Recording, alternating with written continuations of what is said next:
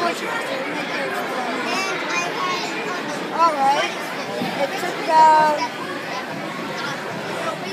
So, I add these two things and it explodes.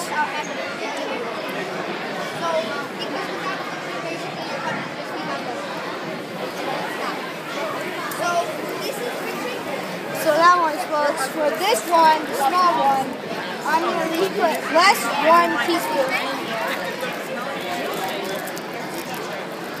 Coming up. And it's barely kind of exploding, but I'll just put it there.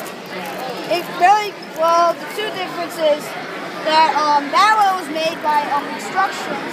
This one was made freely. This whole thing right here. That's cool. So